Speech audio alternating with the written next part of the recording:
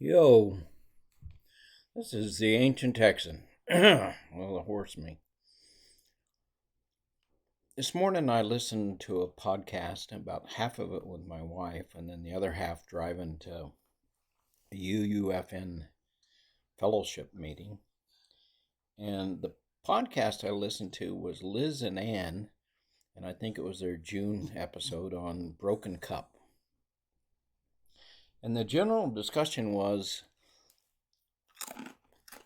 kind of between the two models of brutal honesty or kind honesty. I noticed in my notes I wrote kind dishonesty.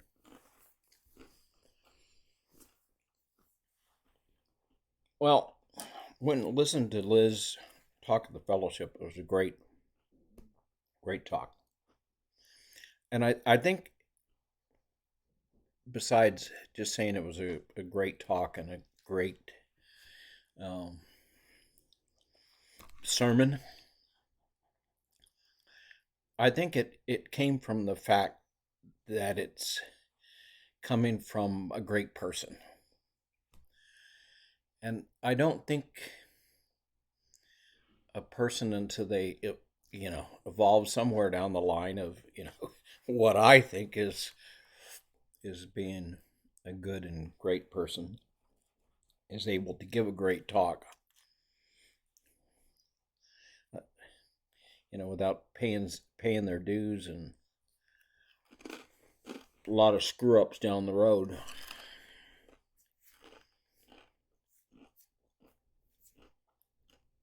And I said to her after her sermon, which she delivered on Zoom,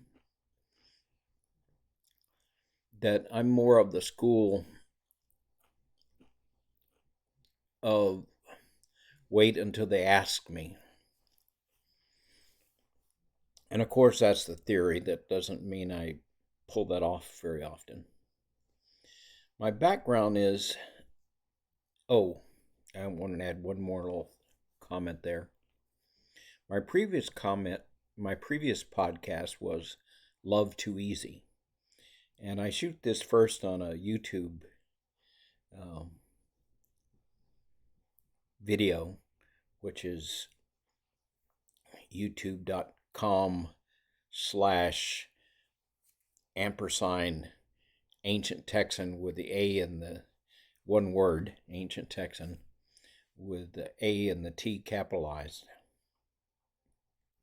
And I'm trying to move over to just YouTube and not podcasts, but whatever. I have erratic audiences on both sides, so I'm afraid to lose the few people that do listen to me.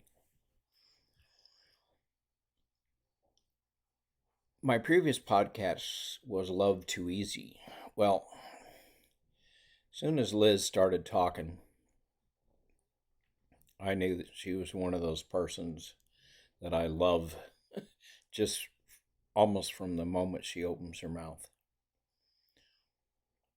And I came home from the service. My wife has pneumonia and she was at home, Amy, and she just took it in stride that, yes, I feel like I love Liz because she knows me. And you don't get great people come along every day to love, so she's kind of knows ahead of time who I'm going to say I love. Now, back to the topic at hand, being honest. Kind honesty or brutal honesty. And we all know the general discussion. My background is I grew up as a fundamentalist in a fundamental religion. And what they teach you to do, and I mean, they should make a school out of it, formalize it, is to be judgmental. I'm excellent at judging you. You will not find anybody more excellent.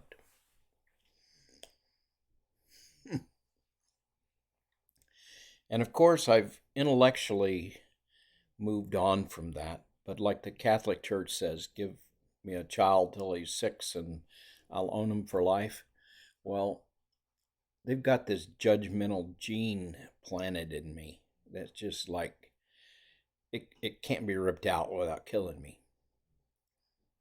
And probably won't be ripped out till I'm dead. It may survive me. So, whatever I say, realize that flaw kind of exists in me and it affects my truth. I also have, as a job, I work in research and development, and still as an ancient Texan, I've been working up in Canada for the last 3 years trying to get a magnesium plant started, a pilot plant. And as a scientist, I've learned to just like be mercilessly critical of myself and my biases when I'm looking at a process, not jump the gun, not be biased, try to keep it open mind and pay attention to what's going on. My wife always says about me that she's always amazed at how I'm completely honest, completely confident about my position on anything. I'm like 100% in. This is the way it is. But then she noticed that someone gives me another little piece of evidence, and I take a 180-degree turn, and now I'm 100% confident again. And I have a new position, and it's as if that previous position did not exist. So I explain that by saying, based on the evidence I have and my confidence that my judgment is superior, this is the way it has to be. I recognize all the contradictions in the way I just said that. So when I was listening to Liz talk about truth and honesty, and they did the, does this dress make me look fat example. We all know that. Whether you deflect it, be brutally honest, find some, cool way to leave a compliment like the dress makes you look beautiful or you look beautiful, whatever. Or the dress is horrible. We all know that conversation, those options. My point of view is that there really is no truth. There's certainly no absolute truth. There are things that you believe, and there are stories that you hold and biases, and based on those stories and biases, you come up with what you think is the truth.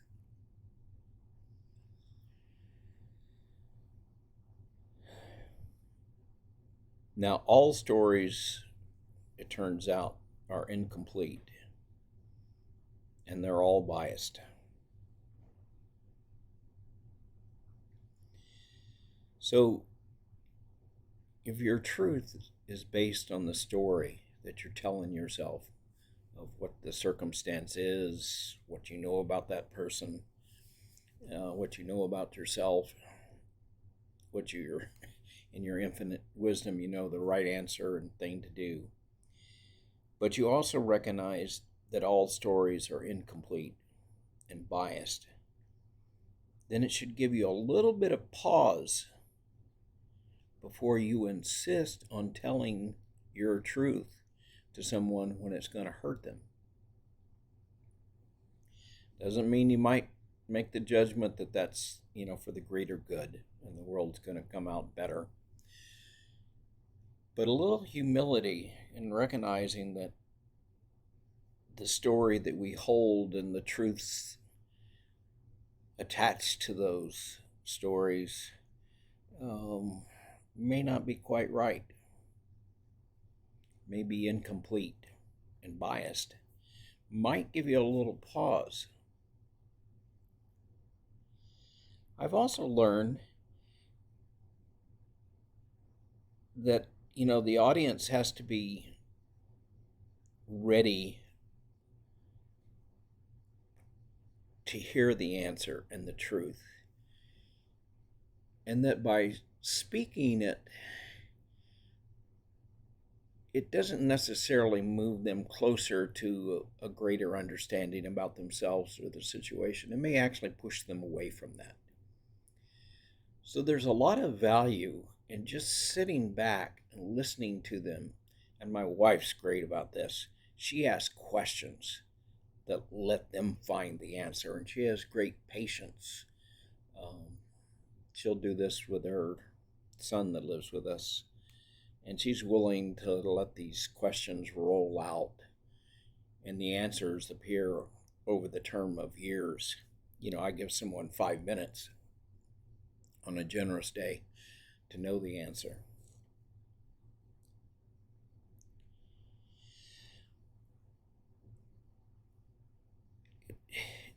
And I don't quite know how to relate this in, being an engineer, I have my limitations. But I'm in R&D meetings where we're discussing, what happened. I've been in, large chemical plants, and I've been the lead in a lot of those where I'm supposed to be the person with all the answers. But R&D meetings, you might be surprised to find out, are often very political. I listen to Elon Musk talk a lot. Very smart dude, very revolutionary, but he's also very political. I would be fired working for him somewhere in the first 10 minutes, unless we had some clear guidelines set up before we started.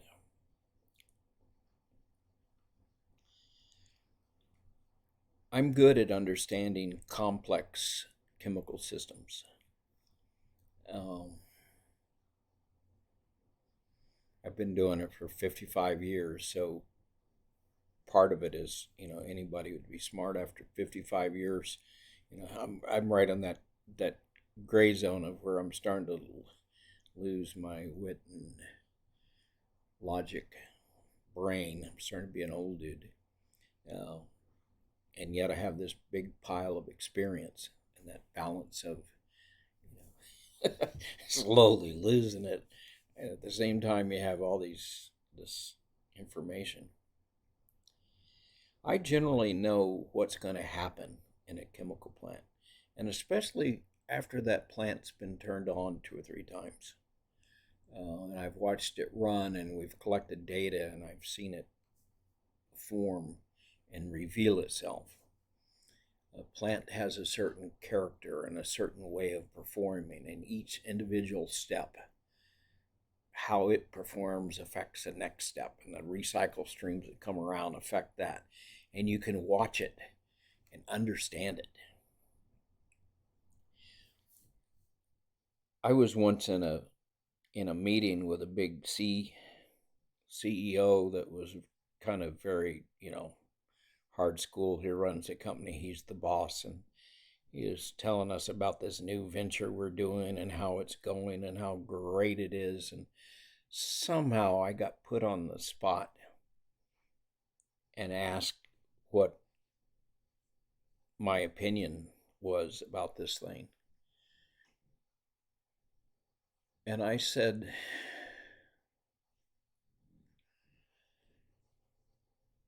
that the plant wasn't going to work as it's currently configured. Right after we had this big presentation by our chief executive officer telling us how wonderful it is and state of the art and blah, blah, blah. A guy in the audience who's still a good friend of mine, David Noble, still thinks of me as the brave Texan that stood up to power and said back to that power what other people were thinking but weren't brave enough to say. And he wondered how I was brave enough to stand up to him. And I said, I really didn't think of it that way. I said, my allegiance wasn't to him or to anybody when I'm in a chemical plant. My allegiance is to Mother Nature, to the chemistry and the thermodynamics and the beauty of the system and nature as it is. And my allegiance was to the truth of Mother Nature as best as I could find it.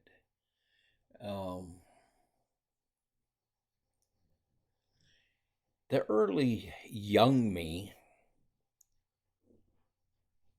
would have been up on the table saying, this is the way it is.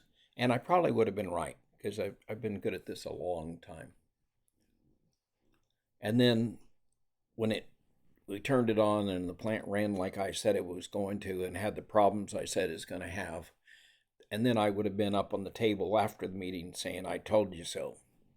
Well, as you can imagine, I found out this was not a way to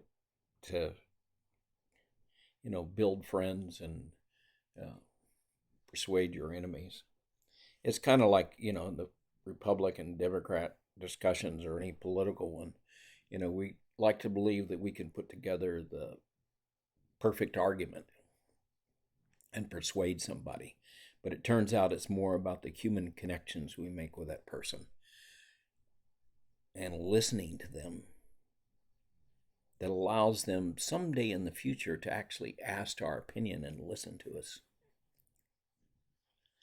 And until then, you're kind of on a journey of just watching the person fold out and details happening. Like we're fixing to turn this pilot plant back on in January. I already know it's not going to work, and I've written some reports and tried to explain it. But we've got so much vested in it, and a lot of the mistakes sitting there are my mistakes. In fact, there's probably more of my mistakes in that pilot plant than anyone else's. Not all of them. I won't take credit for all of them. But I say enough that people know that I have concerns and put it out there on the table. It's like I throw a lure in the water and kind of pull it back. But until that person strikes that lure, they're probably not ready for what you need to tell them.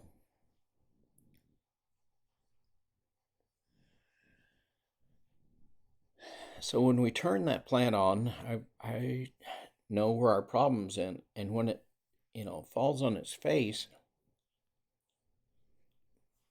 there'll be great discussions for many days about what needs to be done. And at some point, it'll become my job and my responsibility to speak up and say, and maybe pull up a picture from some of my previous reports and say, I believe this is the heart of the problem. And if we want this plant to work, we have to go back into engineering. And this is a new thing we have to engineer. And yes, it's going to take us 6 months before we can turn it on again. Or we can turn it on again tomorrow with some little change you want to make. But that's not going to get us there. And I've kind of been saying that for 6 months. But at some point, the pain of it not working will either be enough that we do it, or there's another option. We can just call it defeat. Although our top guns are already calling it success. Kind of like a Trump. He can miserably fail at something and then he declares it to be success, like the last elections. So that's kind of a complicated way of, speaking truth with kindness, or speaking truth brutally, or I would say speaking the truth bravely. There comes a moment in time to be brave and to say what needs to be said.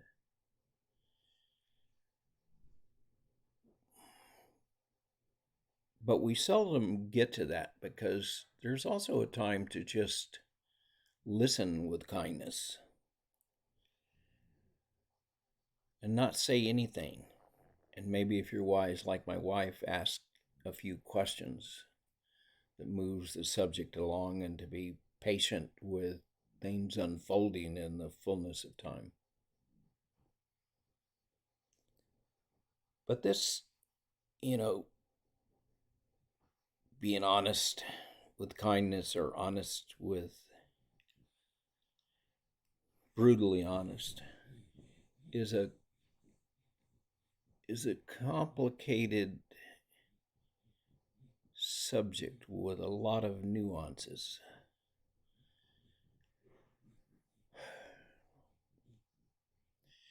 My kids want me to be something that I'm not quite. My youngest one thinks I'm a great dad, and she aspires for me to be a perfect great dad.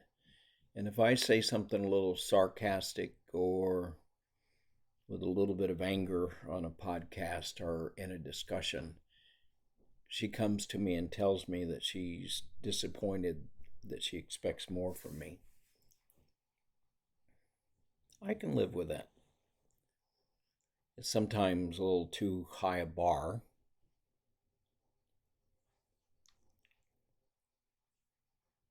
My older daughter has an idea of what I should be, and has very disappointed me when I'm not.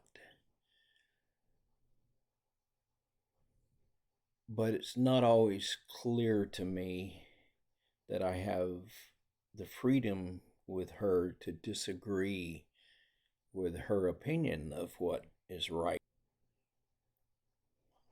And there's a lot of sides of me that she doesn't like. I did a podcast recently on gender dysphoria, which I listened to a hour talk from a lady that just wrote a book on that. And her arguments made sense to me, and I kind of like doing a book report, kind of laid out what this lady believes on how to handle gender dysphoria. And I'm not one that's, woke and that's likely to go along with what the vast majority of people think on either side. I'm just not. And so I expressed myself, and then she was one of my podcast commentators that when it was posted on Facebook. It was really pretty aggressive. Now, I find it fairly easy to stand up to a CEO, which I didn't get fired directly on that event, but I got fired down the road. It's kind of the curse of being too honest in R&D and right. Although if you're right, you can be honest and survive much longer. But if you really want to survive, honesty is not the best policy.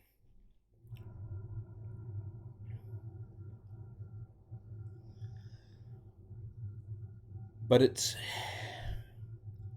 each of us need to find this way of dealing with others and our honesty that's actually part of the same conversation that you're having with yourself about where your honesty and your truth is and your purpose and your meaning.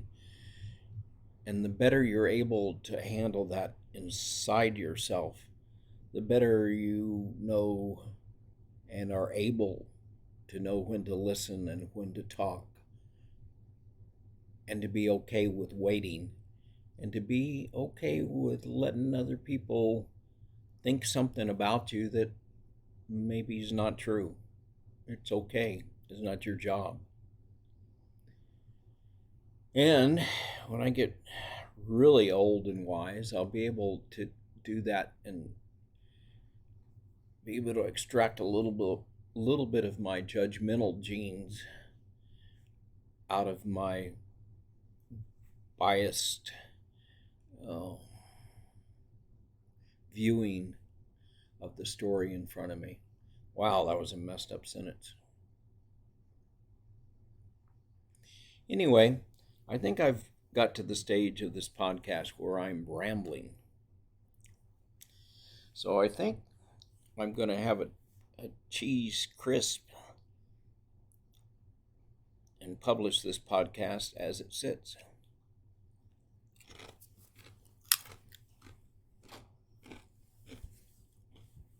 Anyway, this is the ancient Texan